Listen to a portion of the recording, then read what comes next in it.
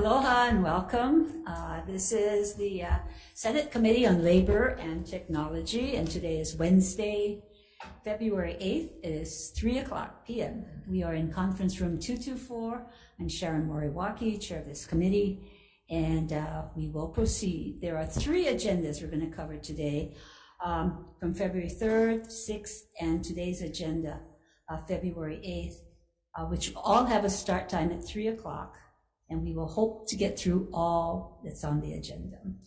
And so before proceeding, I have some housekeeping announcements. This hearing is being streamed live on YouTube. You can find links to viewing options for the Senate meetings on live and on-demand video page of the legislature's website. And in the unlikely event that we encounter major technical difficulties during the hearing, we must end it abruptly. The committee will reconvene to discuss any outstanding business on Friday, February 10th at 3:00 p.m. in this room, 224, and via video conference. And if there are temporary technical glitches during your turn on Zoom, we may have to move on to the next person, but all of the testimonies are on our Senate website, so we have them all available for reading. And the time slot for this hearing is 90 minutes, so we'd like to accommodate everyone. So if you've registered to vote or in person or on Zoom, we will be limiting the testimony to 1 minute, and then we'll have time for questions. We have some questions, so if you will bear with us, testimonies will be posted on the legislature's website. So we're going to begin with two bills that were initially set for a hearing on Monday, February 6th, and continue to today. With me is Senator Keith Agaran. SB 787 relating to the employees' retirement system. It authorizes the court to order the forfeiture of all employee retirement benefits. Currently is 50% of an ERS member, former member, or retiree upon conviction of a felony related to the employee's state or county employment. And it also affects the beneficiaries of the convicted felon if they are subject to forfeiture. So we have testimony from Thomas Williams with comments. Is someone here from ERS?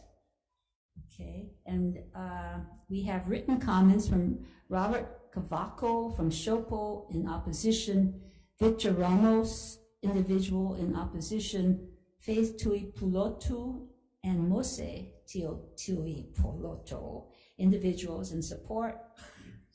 Oh, okay, great. And Rosie Davis in support, and Lorna Dudois in support. And I see Mr. Williams from ERS on Zoom. Could you unmute? And do you have, yes, thank you. You have comments.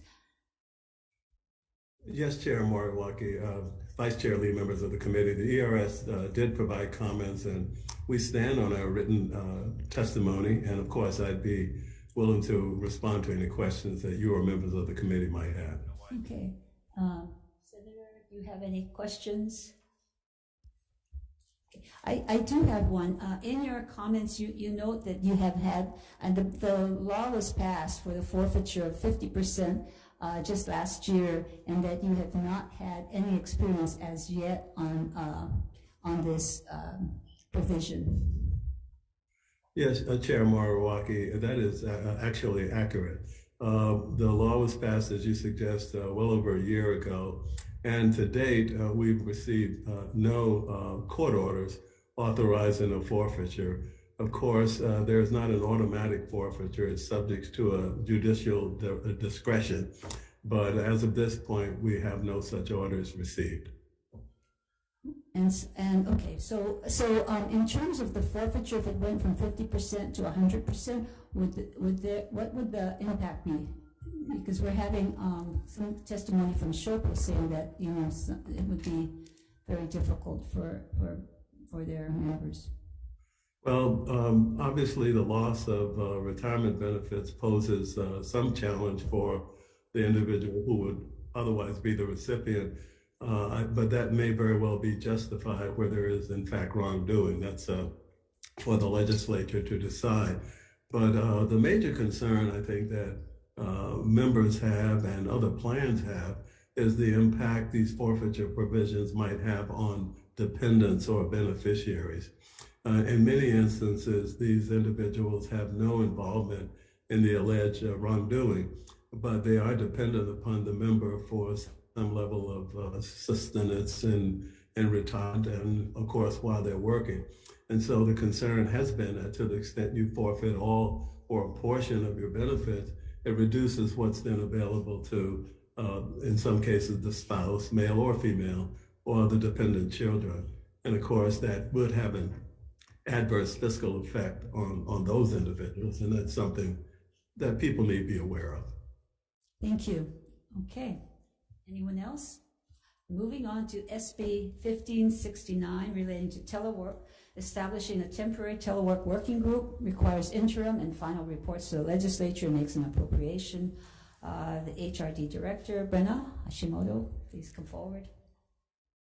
In support. Yes, thank you, Chair, Vice Chair, members of the committee. DEFER is in support of this bill, and we're available for comments, and we'll stand on our written testimony. Thank you. Scott Glenn from the Office of Planning and Sustainable Development. Anyone here on Zoom? In support.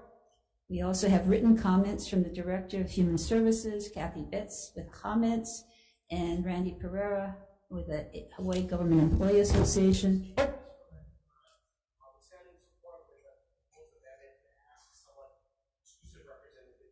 Okay, thank you. Thank you. Brenna, could you come back up, please? So you've seen this bill, the working group responsibilities and members, and you're okay with it. One of the two items, Scott Glenn from the Office of Planning and Sustainable Development did have research that was conducted, and the question is, should he be, or somebody from that office be on the working group? And also HGA has asked to be on the working group. I do note that the working group members may recommend additional members with appropriate special expertise. I'm reading for page 2, which I think is appropriate. We would certainly welcome input from stakeholders and from those with expertise in this area. So I guess it's at the pleasure of the Senate whether they become official members of this working group or are included by invitation. So is there any other employee organization that currently has a MOA with the state? Currently, we only have an agreement with the Hawaii Government Employees Association. Okay, great. Thank you. Thank you very much. Any questions? So you realize that this working group would be subject to the Sunshine Law? I am not well versed in the requirements for working groups, but we would certainly comply if that were needed. Certainly. Okay. If the bill doesn't pass, then you could do it anyway, and then we can do it anyway. And you That's wouldn't right. have to follow the Sunshine Law. That's right. Right. Sure. There's an appropriation. That's the only problem. Okay, thank you. Moving along then to today's agenda. SB 1057 relating to employment earnings requires job listings to include an hourly rate or salary range. First up is Bill Hoshicho. Are you in the room or on Zoom? Okay. Comments. Nancy Rustad with AAUW of Hawaii in support on Zoom. Okay. And we have written comments from the Hawaii State Democratic Women's Caucus in support, Will Carone with the Appleseed Center in support, Elizabeth Jubin Fujiwara in support, Sherm in opposition, Joanne Amberger, individual in support, Younghee Overly in support, Jean Evans in support, Caroline Azelski in support, Catherine Bukovets in support, Nate Hicks in support, Elizabeth Hansen in support, Roger Hansen in support, Robin Miyajima in support, and Judith Ann Armstrong in support. Is there anyone else? Oh, Nancy is on Zoom. Okay, we have you down as written, but please proceed. I did both, Chair. So first, I'd like to thank the Chair and the committee members for the opportunity to speak in support of the bill today. As you mentioned, I'm speaking on behalf of AAUW Hawaii. We're part of a large national organization that's been working on issues of education and equity for women and girls for over 200 years. And our current focus is really on economic security. I personally am retired after 35 years in corporate America, starting as a research scientist and ending up managing departments of research scientists. So as you can imagine, I witnessed a lot of the aspects of pay disparity that are before us, exemplified by this bill today. Everything from hearing, rumors and overhear conversations about wages where people really didn't understand what the wage range they were part of was, to managing groups where I did have access to salary information and saw inequities. I think the other aspect of that from my personal perspective was just in hiring situations where we paid travel expenses for employees to come and interview, found potential employees that we really liked, and then they were not comfortable with the salary we offered. So I think the transparency about salary addresses a lot of issues to the benefit of both the employer and the potential employee. However, the gender pay gap is more than just salary transparency alone. And unfortunately, Hawaii was making good progress closing the gap until the 2021 US Bureau of Labor statistics showed that the gap was worsening. So we strongly support SB 1057, but we also respectively suggest that the more comprehensive language in the House Bill 745 be included to help address this situation. So I want to thank you for the opportunity to speak, and I certainly am willing to answer any questions on this matter. Thank you, Nancy. Questions, members? Okay, moving on then to SB 801 relating to the qualified internship tax credit, establishing a tax credit for employers of qualified interns for taxable years beginning December 31st, 2023. It provides that the interns be paid not less than $12 an hour for a period of at least 150 hours. And it restricts them to work only during the academic year and allows them to work during the winter, spring, and summer holiday breaks, and appropriates funds. First person is Gary Subanuma, Department of Taxation. Good afternoon. Thank you for coming by. Good afternoon, Chair Moriwaki and committee members. We stand on our written testimony, which contains some comments, and I'm here to answer any questions. Thank you. Thank you. Chamber of Commerce of Hawaii, in support. Hi, good morning. Or afternoon, actually. Yes. Thank you, Chair, Vice Chair, members of the committee. My name is Trevor Eberzu. I'm with the Chamber of Commerce Hawaii. And we are going to stand on our written testimony in strong support of this bill, but I do want to just preface it by saying and how the bill came about. So we do have a working group with Department of Education, Hawaii P20, which is UH, and some nonprofits, and including Hawaii Kids Can, and us being the employer side of it. And we've been working on work-based learning and getting more students a career pathway from high school and college all the way to a career so that they don't have to go sometimes to college and rack up this high student debt. And last session we came here and there was a bill passed to incentivize DOE to participate in more internship and work-based learning programs. And one of the things that we've seen currently and some of the things that are holding back and getting more students involved is on the employer side and getting more employers to participate.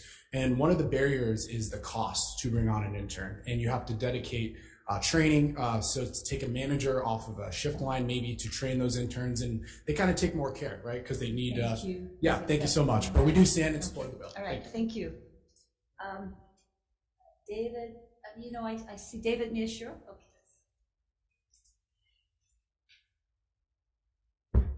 Good afternoon, Chair, Vice Chair, and members of the committee. Hawaii Kids Can stands on our written testimony in strong support of SB 801 with a few notes. We do believe it's really important for Hawaii to think more systematically about how we can provide more students with meaningful work experience to make this vision a reality. SB 801 is a big step forward in developing a sustainable model that is a win-win-win for students, employers, and our broader state.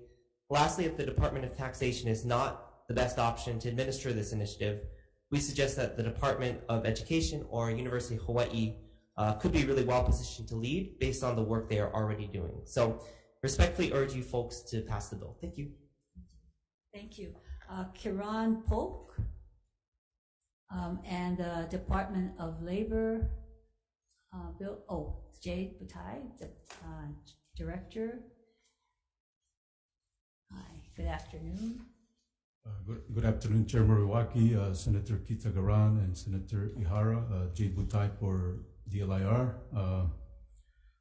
We stand on our testimony in support, and this bill, as you know, Senator, was not on our to-do list, but so thank you for giving us the inspiration to submit testimony, because this qualified internship tax credit could close the gap on making sure that we meet the needs of employers and address the workers' shortage. So thank you for the opportunity to testify. Thank you. Tom Yamachika, Tax Foundation on Zoom.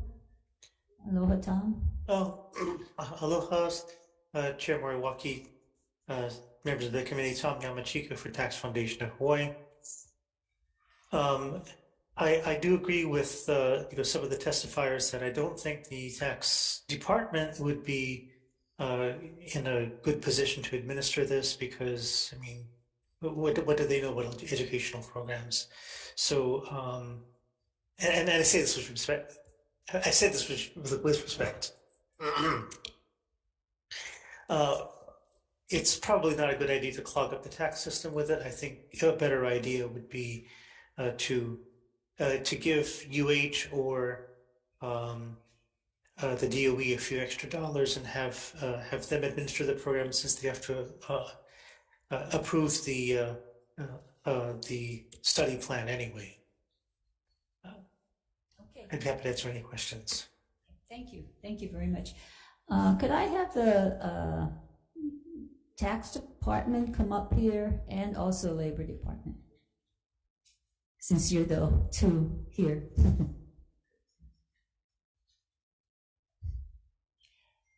So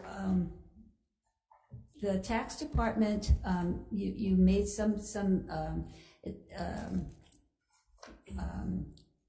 amendments so that the taxpayer shall furnish information to ascertain the validity, so that it is required by the taxpayer, and that you will be making the forms for this tax credit.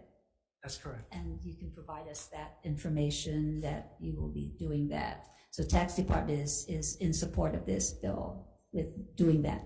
Yes. Thank you. And for the Department of Labor, we've heard that DOE and UH are providing the kind of training, but is the Labor Department working with employers able to work with the DOE and the UH to provide and develop the program for the tax credit? Yeah, we could work with UH or DOE on, because our role, the way we see it, is more on the verification of the employer and also the qualified interns. Okay, so that's good. So that you will be able to administer the program as indicated for the tax credit, and work with the tax department and the DOE and the UH to make sure that we have this internship credit for our workforce development. Everybody, to implement this, Senator. Okay, thank you very much. Thank you. Oh, wait, hold on. There's questions. May I need to ask the proponents, are there any other states that have this tax credit, something like this? Does anyone else know? Okay, thank you. Thank you Well, very much. maybe I'll ask a question they can answer. Oh. So what would the appropriation of, let's say I'm not sure what amount is, what would that appropriation be used for? It's It's for appropriation for the tax credit. and plus the employee, the student will be paid. Well, out of the appropriation, not to the tax credit. No, Maybe- so it's for the employer to hire the student, and then they get tax. Right, so you would hire staff to implement it, or to? Yeah, staff too. Can you We tell us how already many- have an internship program that, we got 5.3 million that we want to reallocate. We want to reallocate some of the, those 6 positions to do the, developing the criteria for the program, the training plan, and, verifying the employer qualifications. Okay. What's going on? So the employer is to pay for the student intern, but they would get a tax credit for hiring the student and paying the student. Right? They get a tax credit for that. Yes. For like a stipend. No, they're being paid $12 an hour. That looks like minimum. Oh. For Not 150 so it is hours, minimum at wage, least okay. 150 hours with minimum wage, and not more than 15 hours per week. Okay. So they pay them and they get a tax credit for that. I was trying to find if there's a cap on the tax credit. Yeah, there is. There is one, I couldn't, there's no cap, I couldn't find one. But there's a cap on the number of students to 5,200. 5,000 students. I'm sorry. There is a cap. I thought there was a cap. There is a, so it is on Yeah, the amount of, page 2, from line 12 to 15.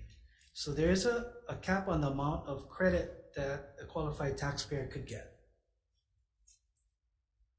But it's unspecified Oh, what I the see. cap The is. Up total to a maximum amount of a of blank. tax credit. The total amount, the dollar Okay. amount of the credit. Okay, So per maybe we taxpayer. should put something like that in. And And in addition to that, sorry, in addition to that, there is a cap on the number of interns that can be certified for the credit too. So that would be further down on page 2, lines 18 through let's 20. see, 5,250 Interns, yes. per calendar year, okay. Maybe I'll ask if you don't know, but maybe the advocates, I know there may be big companies that could, they're paying minimum wage, basically, they get a tax credit for minimum wage, basically. And I know we passed minimum wage, and so, or if it's minimum wage, $12. So, but is there a way to favor the smaller businesses so that they can, in their budgeting, and it's a little bit, they don't have as much, reserves, I guess, that they can use. So I'm not sure if is there any precedent for that, or I guess you could say it's for businesses that are under a certain gross, income and so forth. Any comments about that? Probably not. I'll defer to the. Okay, tax yes, director. To sort of like provide more incentive for the smaller companies. Yeah, I think we, looks like there is someone who can answer. Oh, Yeah, yeah, please. So I have more questions. Oh, okay. So I didn't quite understand your testimony, Labor Director. You're saying that this program already exists, and you just need to reallocate those positions you have, or are you going to have to set up an entire program to assist the university? No, we already, we had a 5.3 million appropriation for internship. Okay. And And following up on Senator Howard's question, then, how is that structured? Is that aimed at any particular sector of the economy? Is it aimed at small business or not? this was for the state departments. I mean, we've been allocating So some, it's into the State Departments, really. yeah. So this would expand it to the private sector. And you think that you can do that within the structure you set up, or prepared to set up for the internship program that already is in place? Yeah, we have positions at our workforce development division that we can, assign for this function. The funding that you got, the $5 million, is it just for state employees? It's for all employees in the state, or is it for state, State.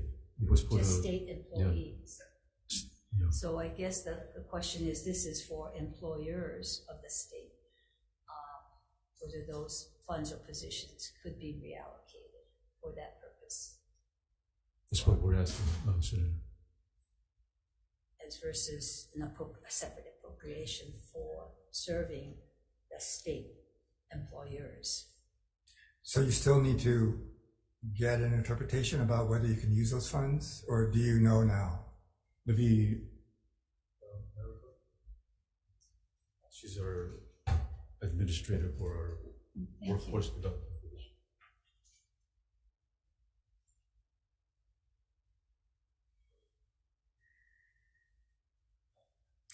Please announce yourself and Good afternoon, Chair, Vice Chair, and members of the committee. I'm Mayor Carpilliton Freitas of the Workforce Development Division. So we currently have positions that's federally funded. It's classified as method of funding federally funded. So if this measure was to pass, we would need to re-describe those positions on the method of funding. so, but the funds that came to you, is that just for internships or training for state employees, or is it any employee in the state? It was intended really for state so that it upskill the workforce for those college students that need the additional work experience to get qualified for state jobs. So that was really the intention. And to do it in the private sector, we'd run into procurement issues on who gets what and how many which employers get selected. So if the intent is to expand it, then additional legislation would be needed to allow for that. To the tax credit that you're paid?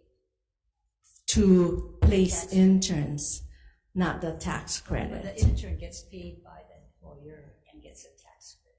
Yes, So you need positions and funding to administer the program, correct, Senator. separate from the $5 million that your testimony said that you could reallocate. We could reallocate to fund approximately 6 positions is what we're budgeting to process 5,200 annually. Okay, let's move on. Any questions? Any more questions, senators? Thank you. Thank you. Yeah. Could they answer the other questions? So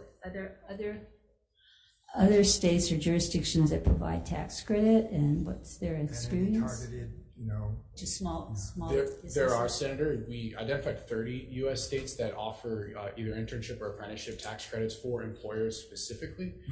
Some do it by sector, maybe targeting manufacturing, maybe some target IT. We wanted to make it as broad as possible for those small businesses to be able to apply and receive internship credit.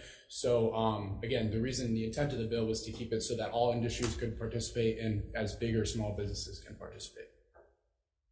And I think as you folks raised, in part of the discussions, we found that there are many small to medium-sized businesses in the industries that students want to be part of, but they don't necessarily have the infrastructure and capacity right now, like a hospital system, to be able to offer those programs. And we want our students to have access to the wide range of careers here in Hawaii, so they don't have to go to the mainland to find their dream job. So Please. so did you contemplate, you folks drafted this bill or got? Yeah, so did collaboratively. you contemplate focusing on what you just said, those businesses that would not otherwise have the capacity to, so is it in here? I don't know if we knew exactly how to write that out, and I think we defer to the departments on how to do that But is that legally, but that is the interest? intent. So Correct. if there was a legal way to do that, you would prefer that? Correct. We Yes. wanted to keep it as broad as possible for the committee so that it could be amended throughout the process and make it a perfect product. Okay. So. If you know of other jurisdictions that do have that and target the smaller businesses, would you have that language that we could insert so that, in fact, we can target the smaller businesses so that they're the ones who actually need help, and maybe they could, especially the IT and some of those businesses where students could get a good experience. Yeah, and the intent of the bill was to have more providers participate, and we believe that the large providers already offer internships and are able to do that. So the intent was to help those small businesses. So we'd be more than open to adding that language. So just influence committee. Yeah. So you're gonna search those 30 states and see if you find one that had a law that. Happy to. We've been working on research, and we'll jot it down and we'll send it to the committee in terms of who has, if they target small businesses or certain sectors. Yeah. Okay, good. So we'll put that in the committee report so that you can be bringing that forward in the next committees. Great. Thank you so Thank you. much. Yeah, appreciate it. Thank you.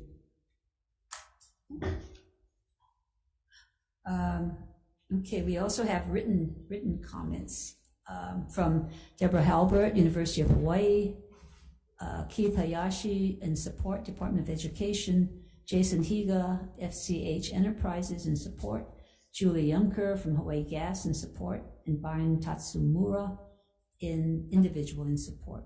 Anyone else wishing to testify? Okay, we're going to move on then. SB 919 relating to workers' compensation requires an independent medical examination and permanent impairment rating examination of an injured employee under the workers' comp law to be conducted by a qualified chiropractor or physician selected by mutual agreement of the parties, and in the absence of mutual agreement requires the Department of Labor to appoint a qualified chiropractor or physician. Jay Putai, Director, Labor Department.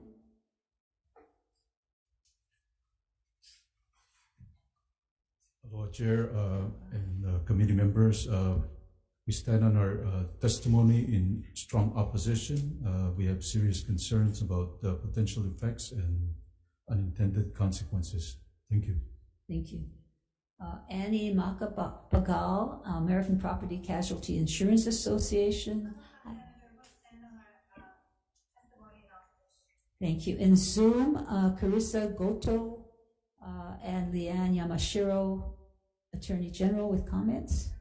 Oh, you're here. Oh, great. Okay. Chair, Vice Chair, and members of the committee, I'm Carissa Goto, and I'm a deputy with the Department of the Attorney General. We have a few comments on this bill.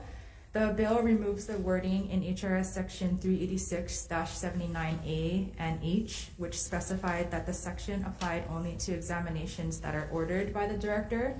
And as written, the bill imposes new requirements for all examinations, whether ordered by the director or not. And so if this was not the intent, then we recommend reinserting the wording to clarify that this section applies only to the examinations which are ordered by the director. Also, the bill contemplates that only physicians licensed under HRS Chapter 453 and chiropractors licensed under HRS Chapter 442 may perform the medical examinations and permanent impairment ratings under this section. However, the definition of physician in HRS Section 386-1 includes medical professionals who are licensed under other HRS chapters, and so we would recommend that all references to chiropractor or physician in the bill be amended to just read simply physicians, and we also recommend that all references to specific HRS sections be deleted. We also recommend that a clarification be made to subsection D to specify who will be responsible for completing certain tasks if the director appoints the examiner. Thank you, and I will be available for questions. Okay, thank you. Milia Leong with Hawaii Insurance Council in Zoom. Hi, good afternoon. Chair Moriwaki, Vice Chair and members of the Committee on Labor and Technology.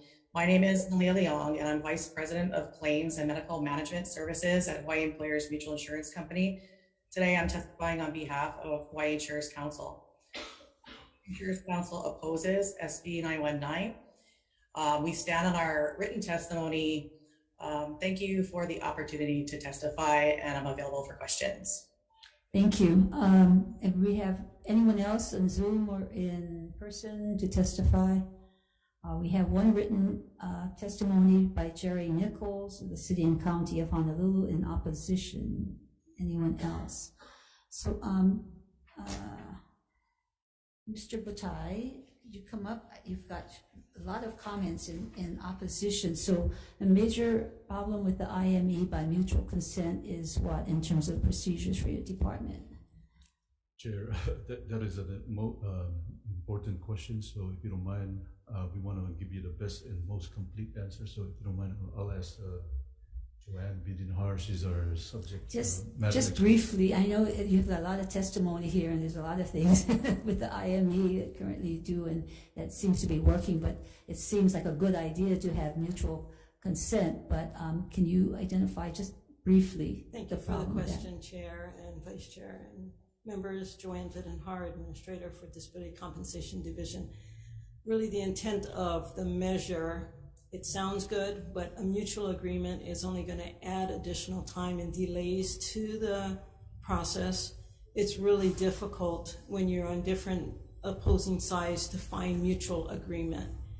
And then from there, the bill also talks about if they can't mutually agree, then the director would appoint a duly qualified physician.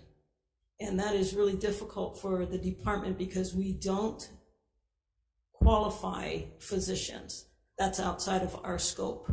And so to find a duly qualified, that would be someone that is following the legal practices of that state. And the bill also talks about out-of-state physicians. And so we don't know the out-of-state requirements for them to comply with such laws. And so it really does add a burden to the department with the fact that we can't administer such a requirement to duly qualify a physician. So have you had a lot of complaints about the IME selection so that it would surface such a bill? There has been some complaints over the years. Some of it is in the fact that the claimant would not want to attend that exam and not necessarily the exam with that provider. And so part of the bill also takes out the part that if they refuse to go to the exam or they obstruct the exam, that their benefits are suspended. And that's something that's really important, as well as in 2017, the legislators helped pass to have a chaperone present in the IME, and that's taken out of the bill. That language is deleted. And so we had asked that if it does move forward, that the language for the obstruction as well as to allow for a chaperone be put back into the bill. But there's, generally speaking, very many delays that this bill unintentionally will add to the process. Thank you. Questions, members? Okay, thank you very much. Okay, SB 1141 relating to workers' compensation, transferring the workers' compensation for the state public library system from the Department of Education to the Department of Human Resources Development. Director HRD Rena Hashimoto. Thank you, Chair. Members of the committee, DEFER provided comments, and we'll stand on those comments and be available for questions. Thank you. Thank you. Stacy Aldrich, Hawaii State Public Libraries. Hi, Mallory Fujitani for Stacy Aldrich. We stand on our written testimony, but we would also like to note that subsequent to submitting the testimony, we had conversations with the Director of Human Resources Development, and we are learned more information about the background of what happened. And it seems that as a result of Act 61, certain things did not happen or possibly did not happen, where a position should have been transferred over from the Department of Education, as well as funding to support the transfer of the responsibilities to DHERD. So we would support an amendment that would allow for DHERD to have the resources to take over the workers' comp issues on behalf of the HSPLS. So just to clarify that right now you are getting served, your employees are getting served by HRD. Right, so we create a temporary position and then we fund it through our own general funds. We have no other funds to pay for those workmen's comp.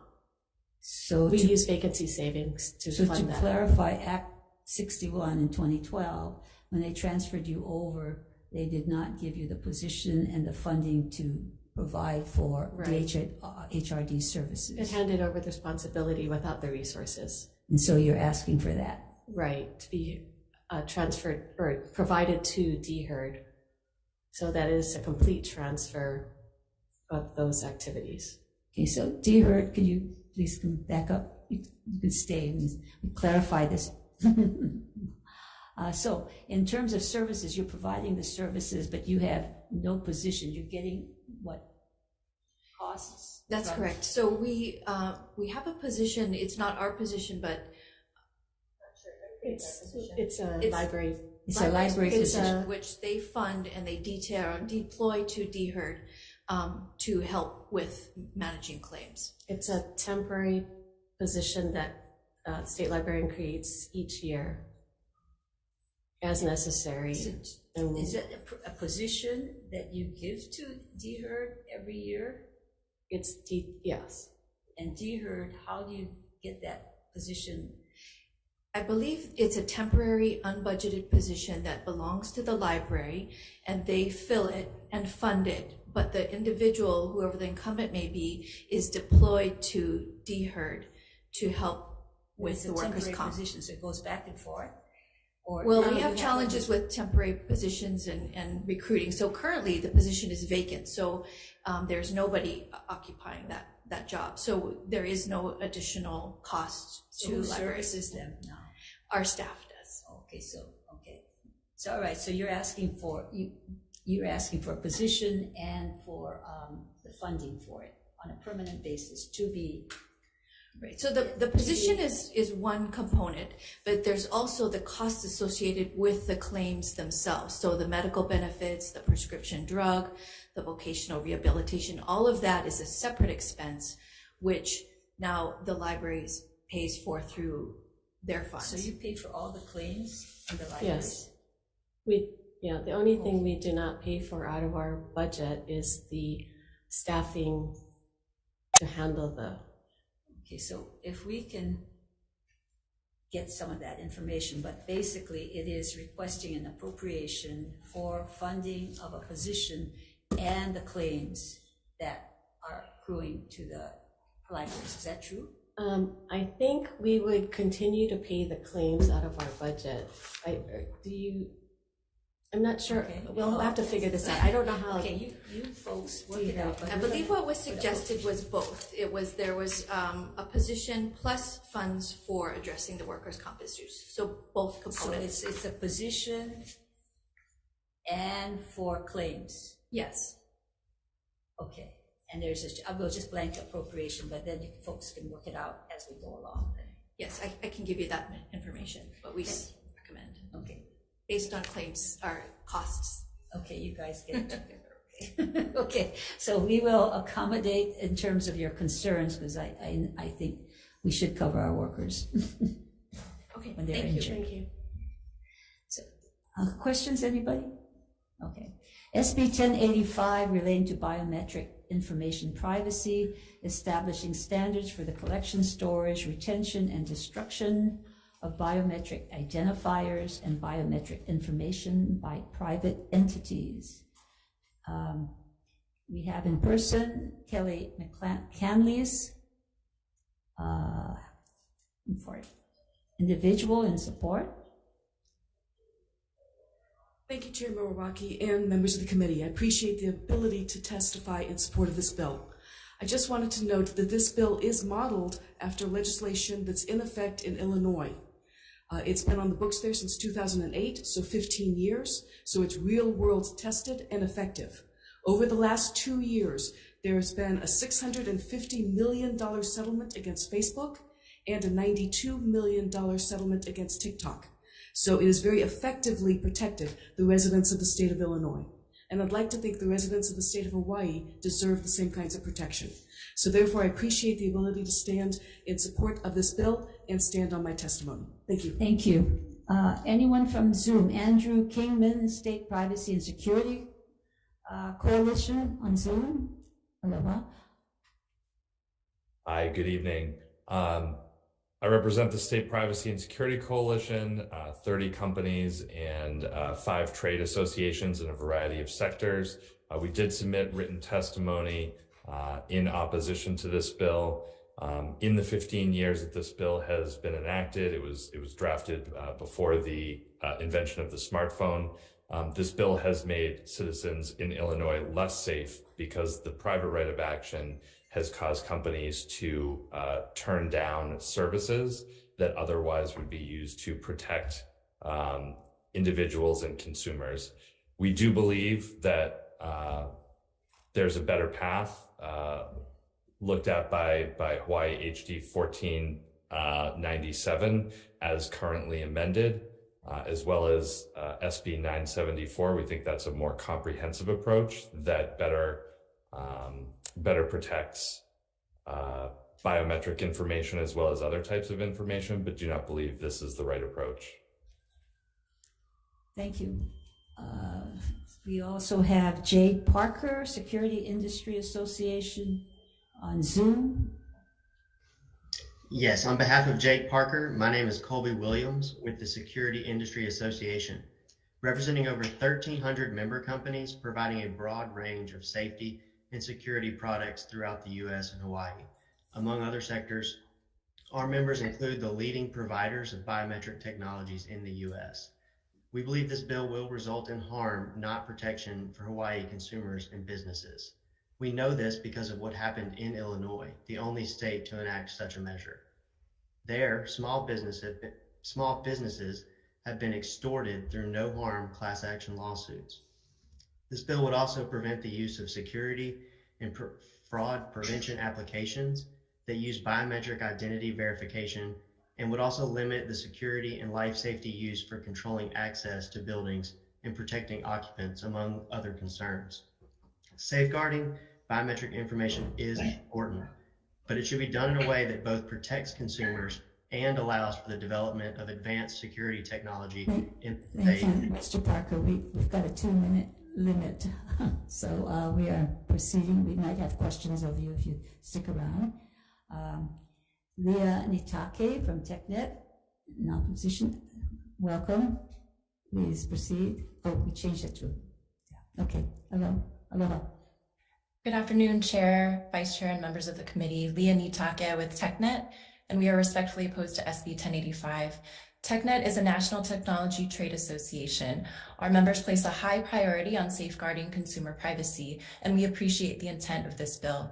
But as you should focus on the bill because you only have a minute to speak. Sure. Thank you. As drafted, this bill would create significant hardships for employers and could prevent important advances in safety and security for consumers.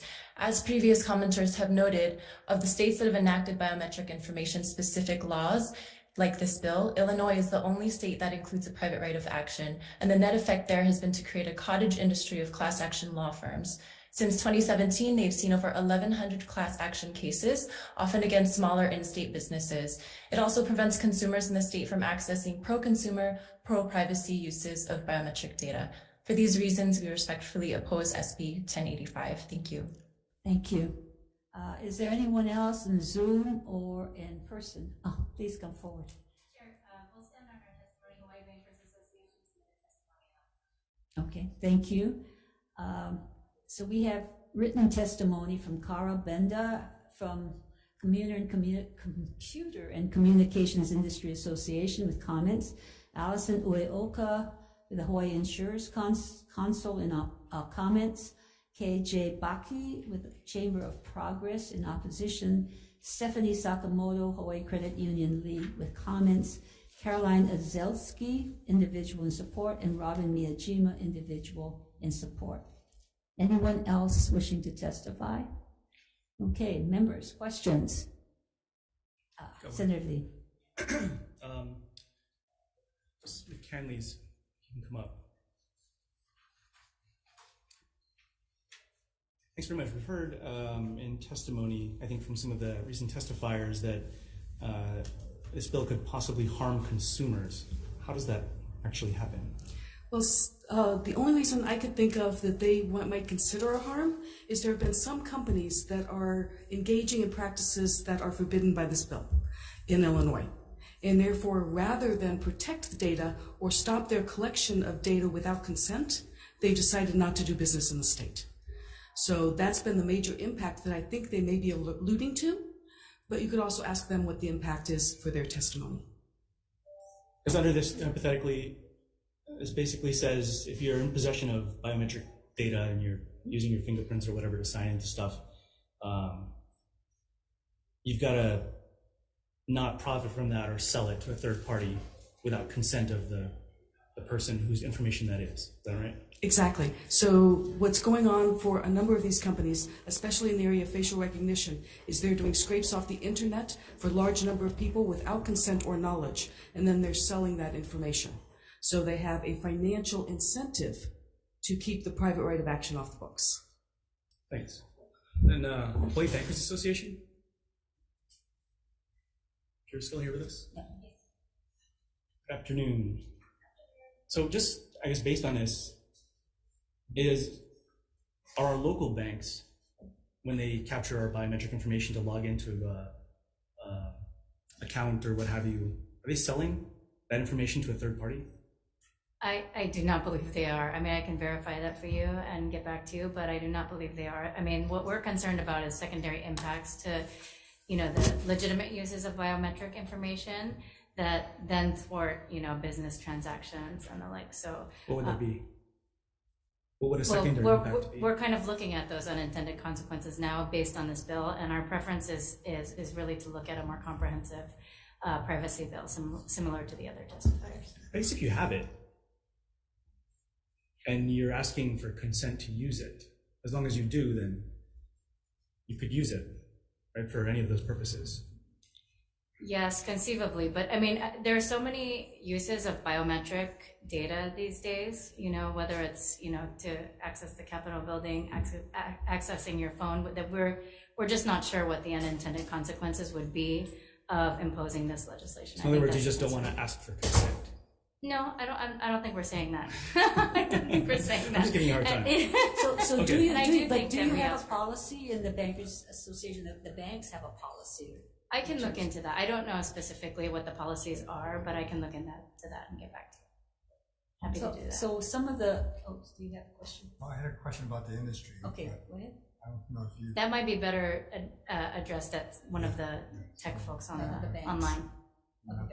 Okay, so maybe we could have some of the people back on Zoom and ask them the question that they've been saying that the consumer is adversely affected. Can you give us some examples of what that might be in the experience?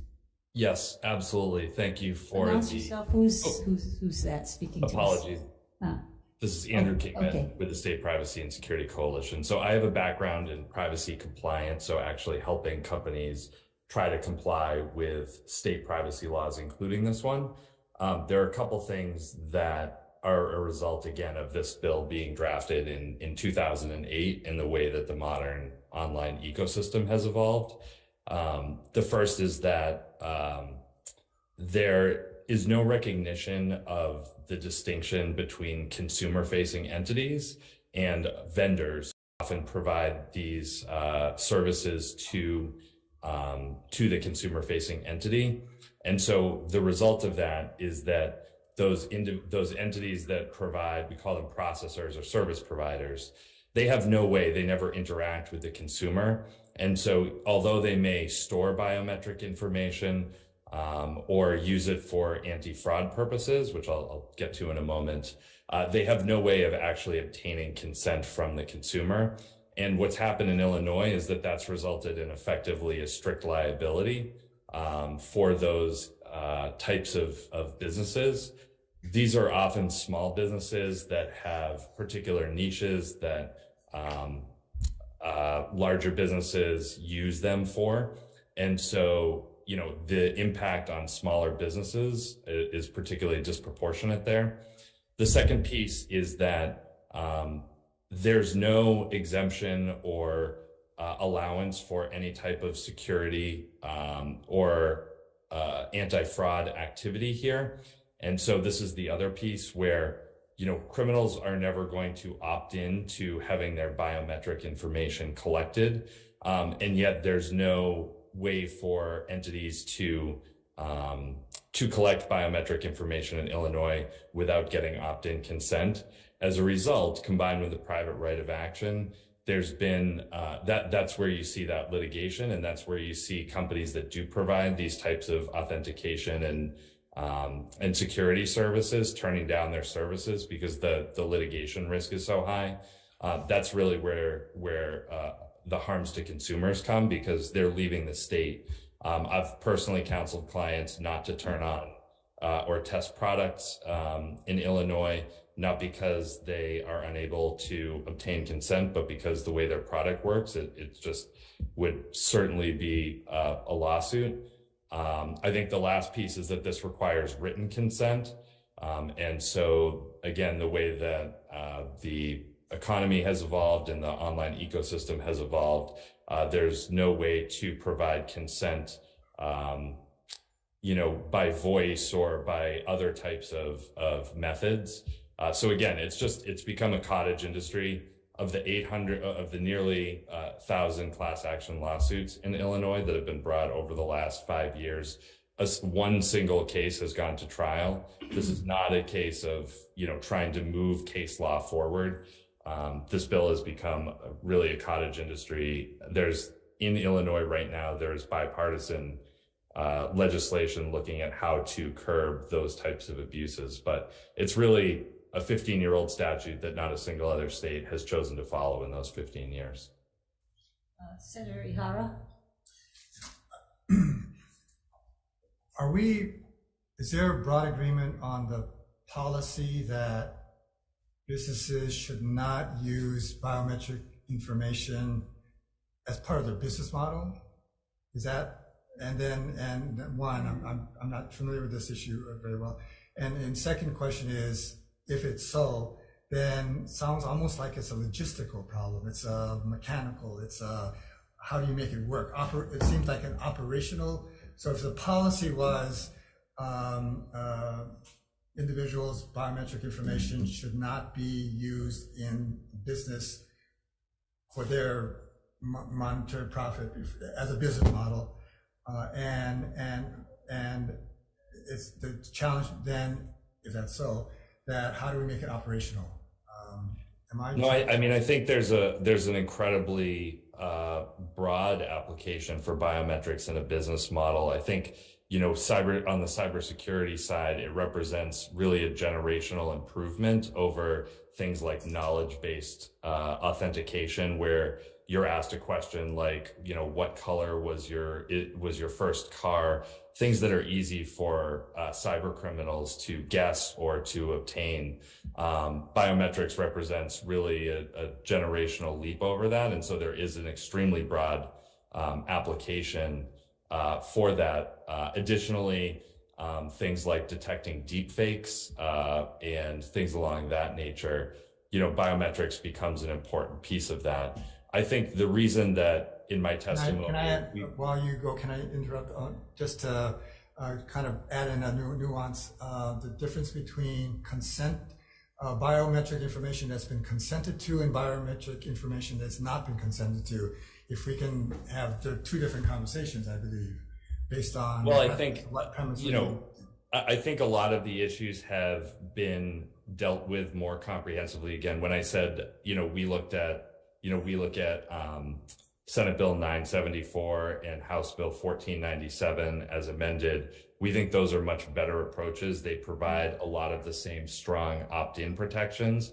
They actually provide consumer rights to access to delete your biometric data, along with lots of other types of personal data. We just think it's better balanced. It's a more comprehensive approach.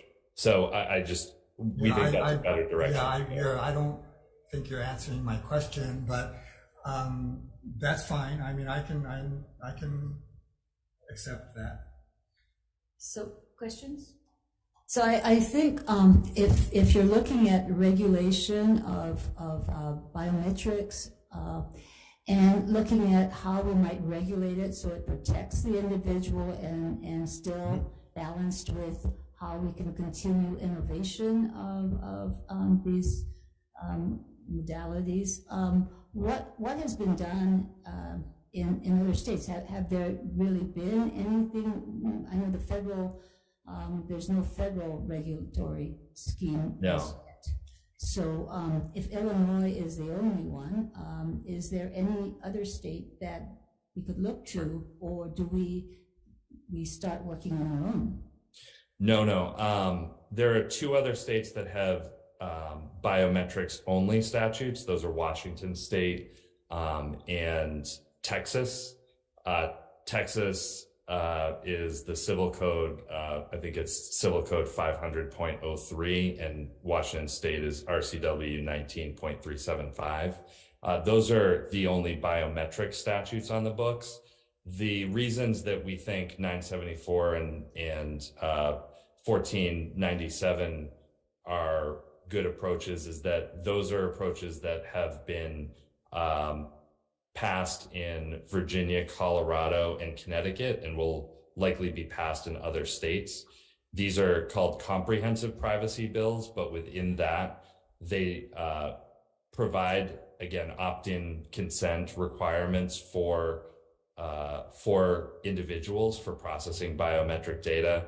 They require consent if you are going to use that data for a different reason than you originally told the consumer you were going to collect it for. And they require consent for using that information in a way that is different than the reason that you told them you were collecting it for. It also requires businesses to document and weigh the risks and benefits of the uses of particular types of information, biometrics among them. It also regulates precise geolocation. It's in other types. Can I just? Yeah, of course. Could you, you mentioned two other bills that are going through this legislature. Yes. Could you, and there are better bills than this one, they're more comprehensive and there's a framework. Can you give us we're not aware of it, so can you give us the two bill numbers? Yes, Senate Bill 974, I believe, and House Bill 1497 HD1. Okay, thank you. We will confer on that. Okay, thank you. Thank you very much. Any other questions, members? Okay. Let's see, so we're going to move along here. I just lost my. Okay, SB 1180 relating to privacy. This prohibits the sale of geolocation information and internet browser information without consent. First up is Mana Moriarty, DCCA. Office of Consumer Protection. That's right, Mana Moriarty, Office of Consumer Protection. Thank you, Chair, Vice Chair, and members. The OCP supports the bill. I'll add, in addition to the written testimony that you received, that we recognize this is a piece of the privacy conversation. This is the geolocation data piece of that conversation, and it's not attached to a broader, more comprehensive privacy package, as the previous testifier alluded to. We are aware of the broader packages that were recently passed in Colorado, Connecticut, Utah, and Virginia. Those laws are very new, and I think there's probably lessons to be learned there, but how quickly, I think we'll have to see. Thank you. I'll get back to you. Sure. I'm going to get Kelly McClandley's individual in support. Thank you again for Chair Moriwaki and Vice Chair Lee, members of the committee. So this bill basically does for internet browser information and then also for geolocation information what was done in 1996 for telephone data. So it's not anything that's radical. It's been around for a long time. It's just, the laws have not caught up with technology because people don't always use their landline to call their stockbroker or whoever anymore. They Google what the phone number is and they use a VoIP call or they send an email or things like this. So this is just taking those protections from 1996 to call data and applying it to geolocation data and also applying it to internet browser data. So I stand in support of the bill and stand on my written testimony. Thank you very much. Thank you. And Matthew Tsujimura, State Farm, in opposition. And on Zoom, Andrew Kingman, again, State Privacy. I think you've all probably heard enough from me tonight, so I'll stand on our written remarks and just note that that the approaches we've referenced previously also encompass geolocation information and all other types of personal data. Thank you very much. Thank you. We have anyone else on Zoom or in person here to testify on this bill? Okay, moving along, then we have written testimony from Leah Nitaki from TechNet in opposition, Jen Wilbur, Planned Parenthood Alliance Advocates in support, Jake Listock, CTIA in opposition, Stephanie Sakamoto, Hawaii Credit Union League with comments, Caroline Azelski, individual in support, and Robin Miyajima, individual in support. Members, questions? Questions? Just one.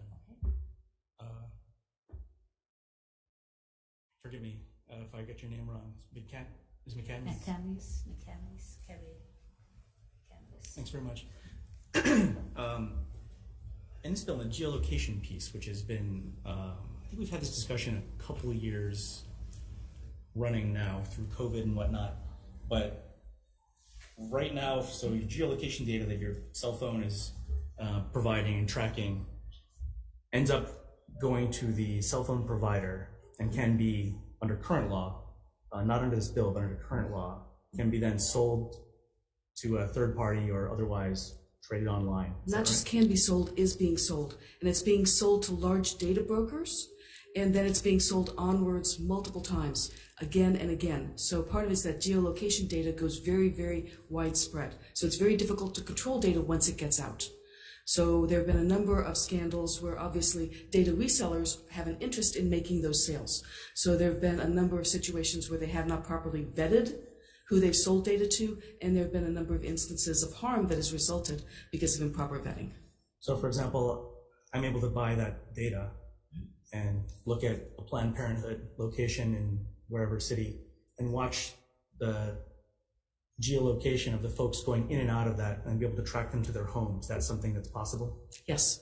Or if I'm tracking kids at an elementary school back to their homes and being able to then identify based on their address and the data from their cell phone who they actually are, I can track them 24/7 no matter where they go? If you've procured the right data, yes. Okay, thank you. Thank you, Chair. Thank you. We're going to move on to Senate Bill 1478 because I'm watching the time today. It's relating to offensive cybersecurity, establishing an offensive cybersecurity program within the Office of Enterprise Technology Services to analyze and evaluate cybersecurity threats and increase cybersecurity awareness and education, and makes an appropriation. So in person, we have Doug Murdoch, OETS, support. Okay, anyone else in person or on Zoom? So we do have written testimony and support from Rod Miley from the Judiciary, Kathy Betts from the Department of Human Services with comments, and Robin Miyajima in support. So I'll just ask Doug Murdoch back, Vince back on. And just to answer, this is a pretty comprehensive, extensive bill on being a cybersecurity offensive program within your office. And I know you do have a cybersecurity program, so if you can explain how we might proceed with this program. We've provided in our revised testimony some changes to the bill to take out some things that are maybe not necessarily because we already have that authority. There are some things that specifically look at offensive cybersecurity. A lot of what we do now is defensive cybersecurity, which is just defending the network, defending the systems. This looks more at doing penetration testing and other techniques with state government people who would then go in and look and see could they break in. So we've tried to build it so nobody can break in, but this would create a team that would try to break in to see if they can get around the automation and the tools we have in place. And so this would enhance your system to have both an offensive and a defensive program for the state. That's correct, Senator. Okay, and you've got an idea of how much it would cost us to do this. Correct. We're looking at probably 3 positions to start with to establish the office. And I think I had $500,000 in the first year for software services and 3 positions, and then $900,000 in the follow-on years. The first year would be a half year. That's why that number's smaller. And those would be 3 positions for the following year. Correct. Okay, thank you very much. All right. Thank you, Chair. Thank you. Okay, so I'm going to recess so we can go into decision making.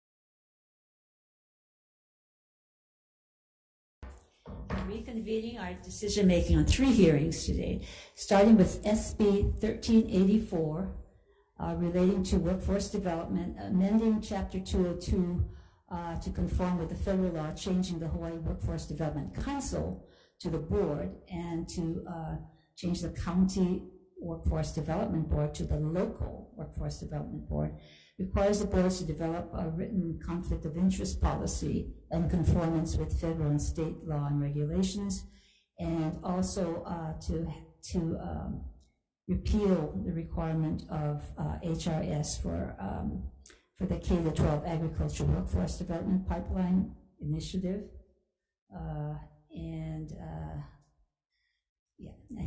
so the chair's recommendation is to remove the administrative attachment. The board will remain administratively attached to the department. The department will provide support to the board, replace the council with the board, and also add in a responsibility that the board collaborate with local workforce development boards in developing and implementing their statewide workforce development system. Delete the conflict of interest in Part B of the bill and refer to the federal and state conflict of interest laws and rules to be in conformance with them.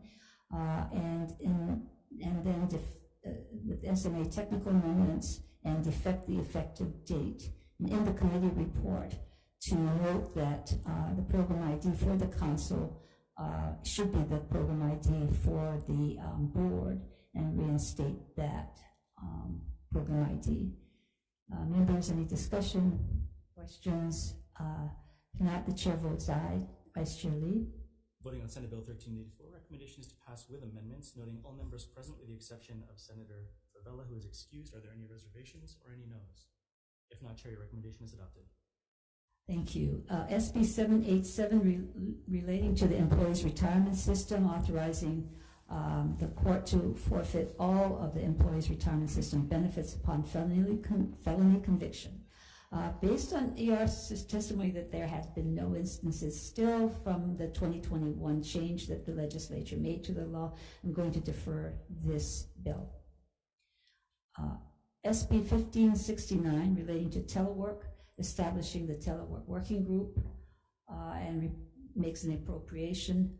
The chair's recommendation is to pass with amendments and add in the exclusive representative of state employees who do participate in the telework program, and add in the Office of Planning and Sustainable Development, because they have experience with their studies of telework, and they can provide some information for the committee, for the working group. And defect the effective date. Members, any discussion? So if not, the chair votes aye. Voting on Senate Bill 1569, recommendation is to pass with amendments, noting all members present with the exception of Senator Favela, who is excused. Are there any reservations or any noes? If not, Chair, your recommendation is adopted. Thank you. Now continuing with the 7 bills on today's agenda, SB 1057 relating to employment earnings. The Chair's recommendation is to pass with amendments to defect the effective date. Members, discussion? If not, Chair votes aye. Vice Chair? Voting on Senate Bill 1057, recommendation is to pass with amendments, noting Senator Favela excused. Are there any other reservations or noes? If not, Chair, your recommendation is adopted. Thank you. SB 801 relating to qualified internships tax credit. This establishes the qualified internship income tax credit for employers of qualified interns. The Chair's recommendation is to pass with amendments, taking DOTAC's suggestion, the privilege period be instead taxable years in all instances. In Section 2, require the employer to provide a certificate of claim verified by the Department of Labor. In Section 3, clarify the responsibilities of DOTAX, Department of Taxation, and the Department of Labor in administering and reporting on this program, and providing an appropriation and the reporting date changed to January 1st, 2025, defect the effective date, and also in the committee report have the Department of Labor working with the Department of Education and the University of Hawaii, and looking at also seeing how we can encourage small businesses to take advantage of the tax credit. With that, and defect the effective date. With that, this Chair votes aye. Voting on Senate Bill 801, recommendation is to pass with amendments, noting Senator Favela excused. Are there any other reservations or noes? If not, all others vote aye. Chair, your recommendation is adopted. Thank you. SB 919 relating to workers' compensation on the mutual agreement on independent medical exams and permanent impairment rating exams. The Chair's recommendation is to defer, since this might be a bigger burden on everyone and delay workers getting their examination. SB 1141 relating to workers' compensation, transferring workers' compensation from the state public library system and to the Department of Human Services. Chair's recommendation is to add in an appropriation and an employee for the library system to have their services paid for by the Department of Human Resources Development that currently services them. Members, any discussion, questions? With that, Chair votes, with a defective date, the Chair votes aye. Vice Chair. Oh, I'm sorry. You had me in a trance. SB 1085, voting on SB 1085, recommendation is to pass with amendments, noting the excused absence of Senator Favela. Are there any other reservations or noes? If not, all others vote aye. Chair, your recommendation is adopted. Thank you. SB 1085 relating to the biometric information privacy. Oh, I'm sorry. I said the wrong bill number previously on workers' compensation. That's SB 1141. I'm sorry. Let me redo this for the record. Okay, please. Motions to 1141 relating to workers' SB 1141. Recommendation is to pass with amendments, noting the excused absence of Senator Favela. Are there any reservations or noes? If not, everyone votes aye. Chair, your recommendation is adopted. Thank you. SB 1085 now with the biometric information privacy. Now we've heard that there might be other bills, and also this is the establishing the standards for the collection, storage, retention, destruction of biometric identifiers. The Chair's recommendation is to defer until Friday, February 10th, 3 o'clock in this room, 225, to review the 2 bills noted, and also to discuss how we might proceed with this bill. So we will meet again on this bill on Friday. SB 1180 relating to privacy prohibits the sale of geolocation information and internet browser information. The Chair's recommendation is also defer to February 10th at 3 o'clock based on the Department of Consumer Protection DCCA recommendation that we look at this in a more comprehensive manner. I'd like to look at geolocation and biometric data together on Friday, February 10th, 3 p.m. in this room. SB 1478 relating to offensive cybersecurity program within the Office of Enterprise Technology Services. The chair's recommendation is to pass with amendments to take the Office of Enterprise Technology Services recommendation to focus in on the duties that includes the 7 elements of the proposed offensive cybersecurity program, add a blank appropriation for software, add blank positions, and the effective date. Members? Discussion? Chair votes aye. Voting on Senate Bill 1478, recommendation is to pass with amendments, noting the excused absence of Senator Favela. Are there any other reservations or noes? If not, all others vote aye. Chair, your recommendation is adopted. Thank you. And this concludes the hearing.